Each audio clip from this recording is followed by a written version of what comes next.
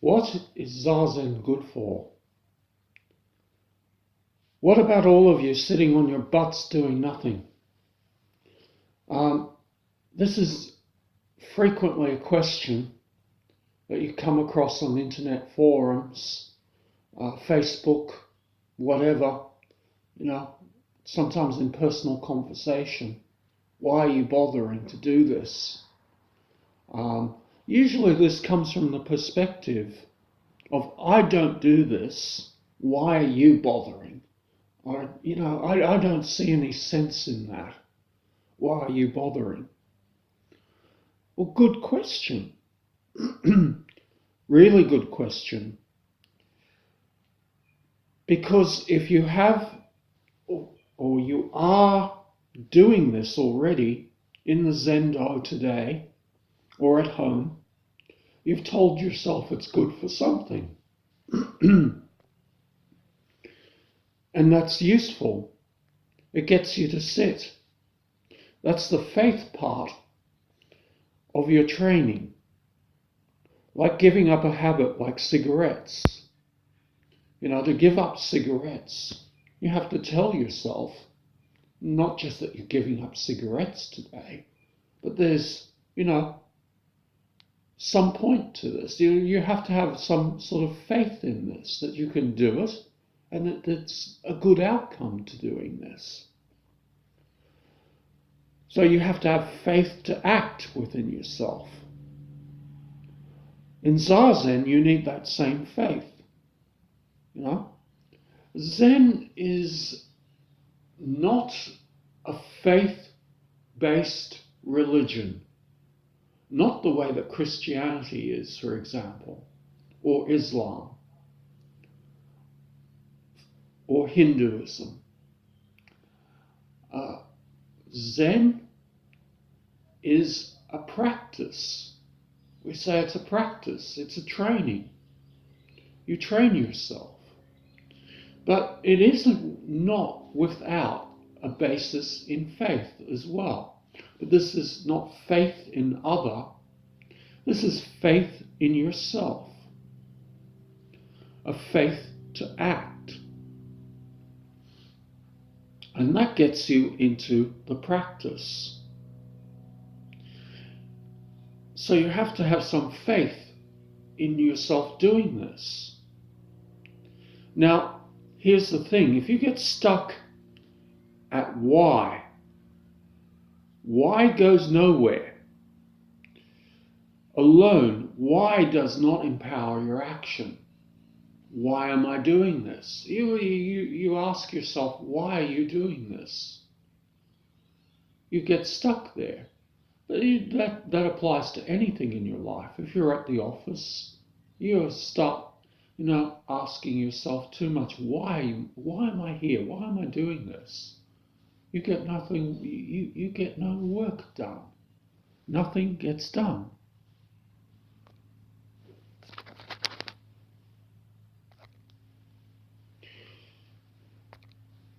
Life is suffering. It is. It's ugly. Things happen to you. Things have been happening to you since you were born.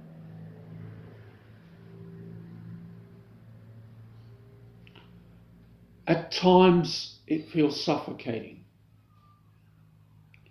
Things you're doing sometimes to yourself, too. Many things you're doing to yourself. So, here is the faith part, where you go, I accept that, and I can do something about it. That's the faith part in Zen. Saying to yourself, I can do something about my suffering. I can do something about my life. Not being stuck in the why, oh why do these things happen to me? Why, oh why should I move? When is this going to get better? All of this stuff puts you off. It gets nothing done. When you accept that and do something, you move on. And one of the somethings that you do is Zazen, because it grounds you, brings you back to your core. You sit and you take the act of faith and do something about your suffering. How do you know it will do something? You don't. All you can do is take the act of faith and plunge into it. Jump off the cliff, into the unknown, into your future, into tomorrow, into the next moment.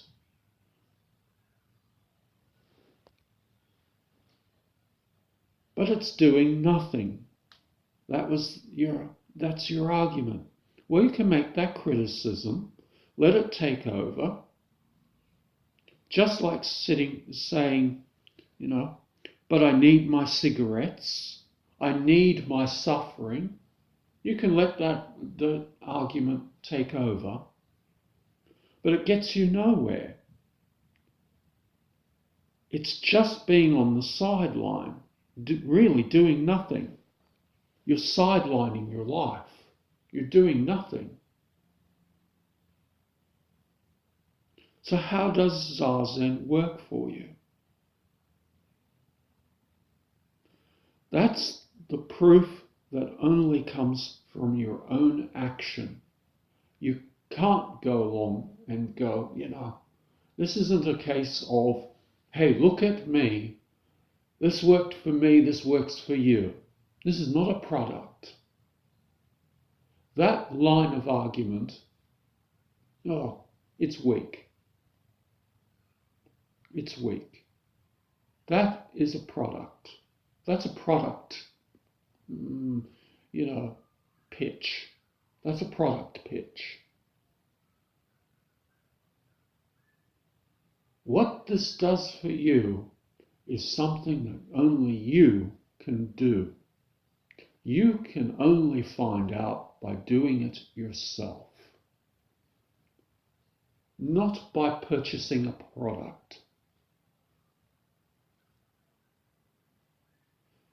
This only comes from your own action. Hakuin Zenji says Zazen is action. Meditation in the midst of action. Zazen is action.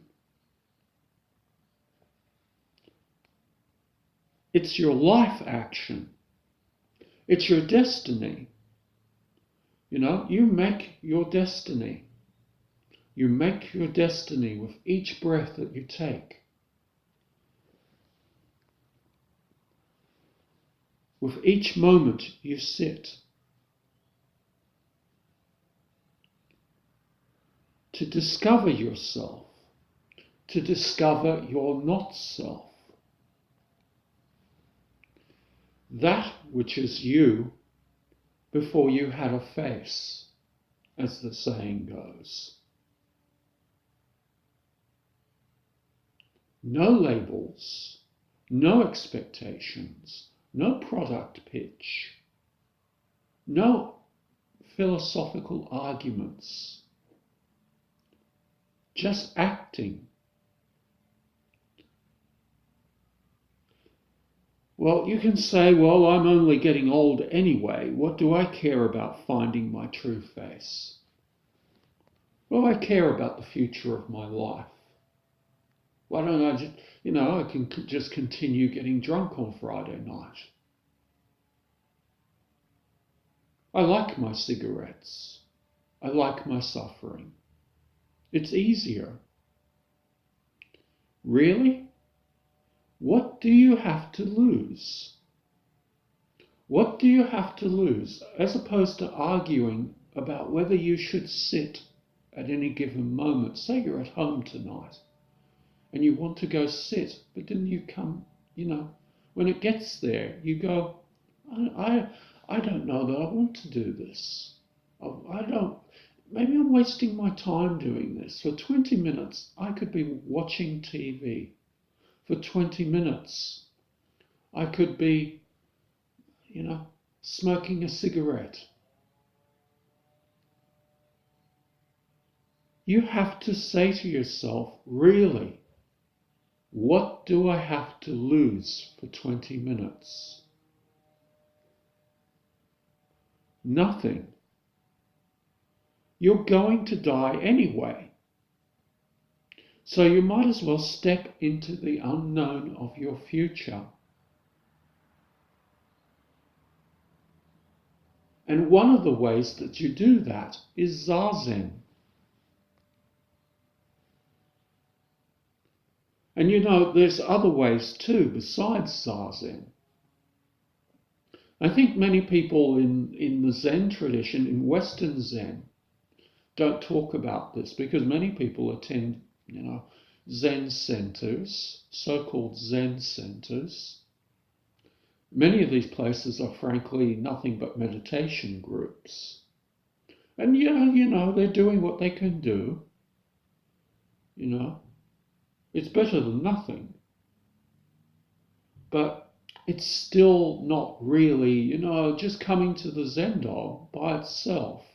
It's still not really rounded Zen practice, rounded Zen training, not a rounded life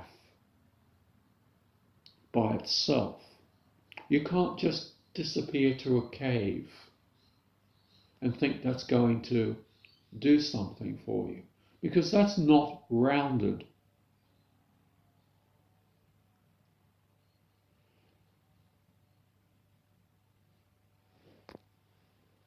There's the activity of getting up, walking, cooking, eating, sewing, cleaning, digging, weeding in the garden. It sounds like work, doesn't it? Yes, it does. It's Zen in activity. Absolute activity. Because there's one outcome in your life. You're going to die. So throw yourself into your life. Do everything you can completely. Completely do your Zazen. Completely sit and ask, who is this? This. And each breath becomes this question. Go beyond this question. As you sit.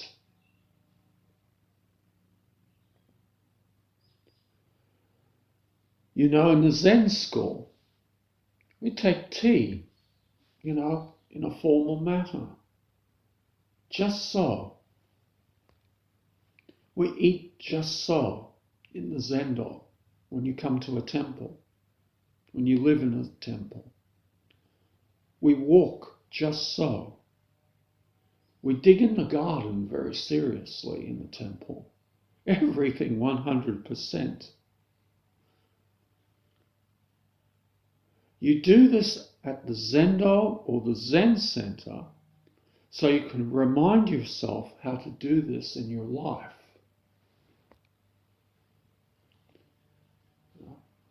But you say, you're a Buddha.